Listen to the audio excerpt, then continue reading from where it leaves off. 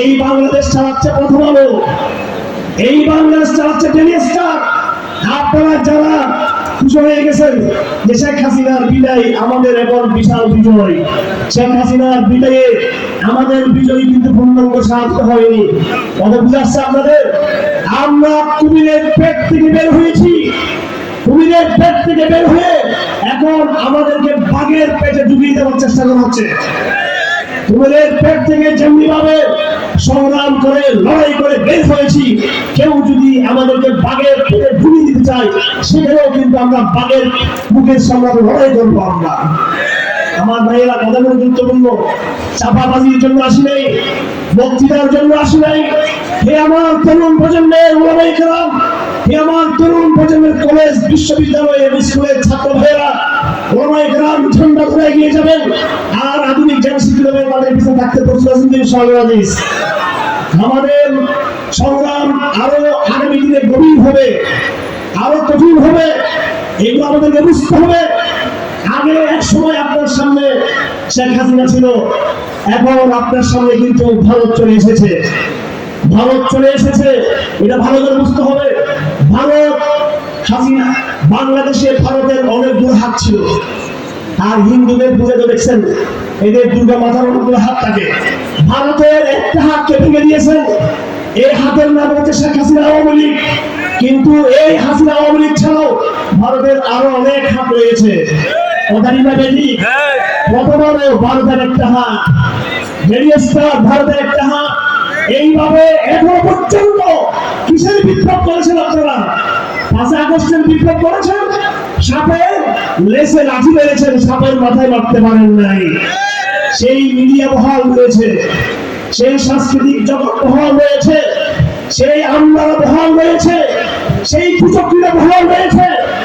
আমাকে বিমানের সময় 2021 সালে বাংলাদেশের গোয়েন্দা সংস্থা সিটিটিসি তারা আমাকে যখন নিয়ে গেল, হঠাৎ আমি একটা দৃশ্য দেখলাম। একজন সাংবাদিক সন্তোষ শর্মা, এই দেশে বলা হয় সংখ্যালঘু নির্যাতন হচ্ছে, আমি বলি সংখ্যালঘু নির্যাতন হচ্ছে না, সংখ্যা গরিষ্ঠ নির্যাতন হচ্ছে। এই দেশে দাড়ি টুপি আর এগুলোর স্লোগান, এগুলোকে জঙ্গিবাদের নিদর্শন করা হয়। জঙ্গি বলে বলে, উগ্রবাদী বলে বলে, জিহাদি বই পুস্তক উদ্ধার বলে বলে আমাদেরকে কুণ্ঠাসা করা হচ্ছে। কারাগারে গিয়ে দেখুন, কোন হিন্দুর ফাঁসি হয় নাই, এই দেশে ফাঁসি হয়েছে মুসলমানদের। কারাগারে গিয়ে দেখুন, কোন হিন্দুর যাবজ্জীবন কারাদণ্ড হয় নাই। কারাগারে গিয়ে দেখুন, কোন হিন্দুকে আপনি খুঁজে পাবেন না। আপনি খুঁজে পাবেন ফাঁসির মঞ্চে গেলে দেখবেন মুসলমান, ফাঁসির কনভেনশনে গেলে দেখবেন মুসলমান, আর যাবজ্জীবন কারাগারে গেলে দেখবেন মুসলমান। এই দেশে কিসের সংখ্যালঘু নির্যাতন? বাটপাড়ি করার জায়গা পান না এখানে। ওইসব ফাইজলামি ছেড়ে দেন আপনারা।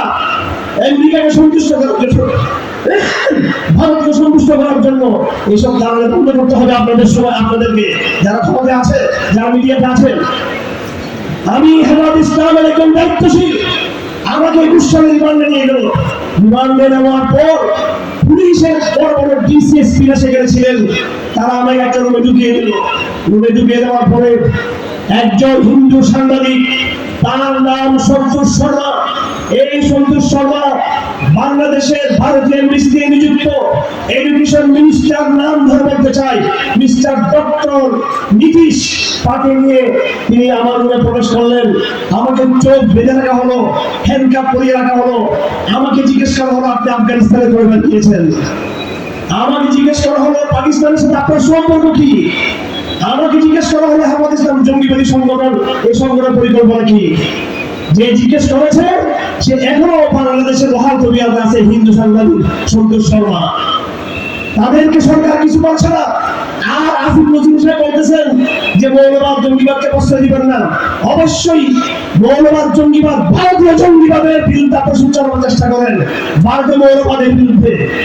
আমরা কথা দিচ্ছি, এই হাজারো ওলামায়ে কেরামের জনসমুদ্র থেকে আমরা কথা দিচ্ছি, আমরা লড়াই করবো, যেখানে লড়াই করতে হবে সে লড়াই করবো। আমাদের রাসূল শিক্ষা দিয়েছেন, বাইতুল মুকাদ্দাস, সশস্ত্র লড়াই ছাড়া বাইতুল মুকাদ্দাস মুক্ত হবে? আমাদের লড়াই সেখানে হবে ইনশাআল্লাহ বাইতুল মুকাদ্দাস মুক্ত করার জন্য।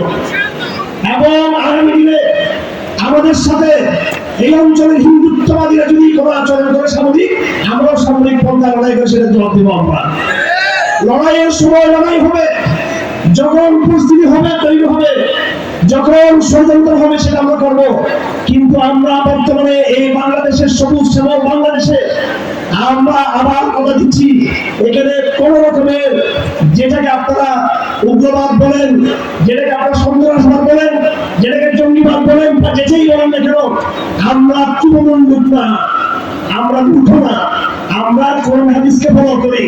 আমাদের নবী যে স্মার্ট ছিলেন, 13 বছর মক্কায় ছিলেন, মক্কার মধ্যে তিনি যুদ্ধ করেন নাই।